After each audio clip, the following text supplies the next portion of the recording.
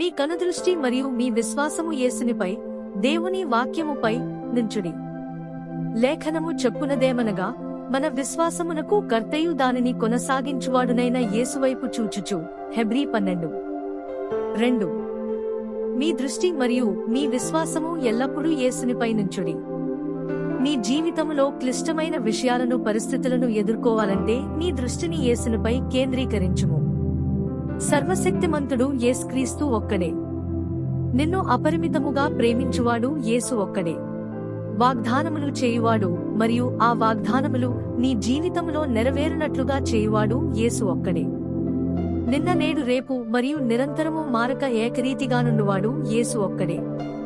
మన విశ్వాసమునకు కర్తయు మరియు దానిని కొనసాగించువాడునైన మన సృష్టికర్తయైన యేసుక్రీస్తుపై మన దృష్టిని కేంద్రీకరించుటయే గొప్ప విశ్వాసము. దేవుడు విశ్వాసమును ఘనపరచును. దేవుడు విశ్వాసమును ఘనపరచును, ఎందుకనగా ఆ విశ్వాసమును ఆయనను ఘనపరుస్తుంది. యేసునిపై విశ్వాసముంచకపోవుట లేక ఇతరులపై, లోకముపై, ఇతర విషయములపై మీ దృష్టిని ఉంచుట అనగా దేవుని అవమానించుటయే, మరియు నిశ్చయముగా నీవు పడిపోయేదవు. బైబిలు మనకు చెప్పునదేమనగా, యేసుక్రీస్తు ఎల్లప్పుడూ విశ్వాసమును ఘనపరచును.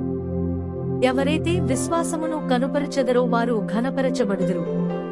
మనము శ్రమల గుండా మరియు పరీక్షల గుండా వెళ్ళుచున్నప్పుడు మనము ఎంత విశ్వాసము కలిగి ఉన్నామో తెలుసుకొనవచ్చును, మరియు మన విశ్వాసములోని యథార్థత తెలియబడును. యేసుక్రీస్తు అనేకమార్లు తన శిష్యులతో దేవునిపై విశ్వాసముంచుడి అని చెప్పెను. కాని లేఖనములలో మనము గమనించినట్లయితే యేసుక్రీస్తు దేని గురించి మాట్లాడుచున్నాడో ఆ శిష్యులు గ్రహింపలేదు.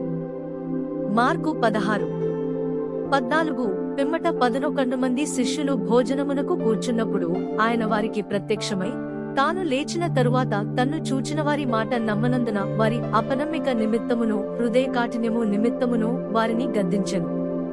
యేసుక్రీస్తు తన శిష్యులకు విశ్వాసమును బోధించుటకు ప్రయత్నించెను గాని వారు గ్రహింపకుండిరి గనుక ఆయన హృదయములో నొచ్చుకొనెను.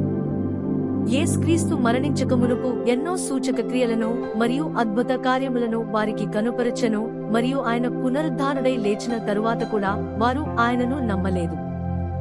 మన జీవితములో ప్రతి విషయము విశ్వాసము చేత ప్రభావితము చేయబడుతుంది.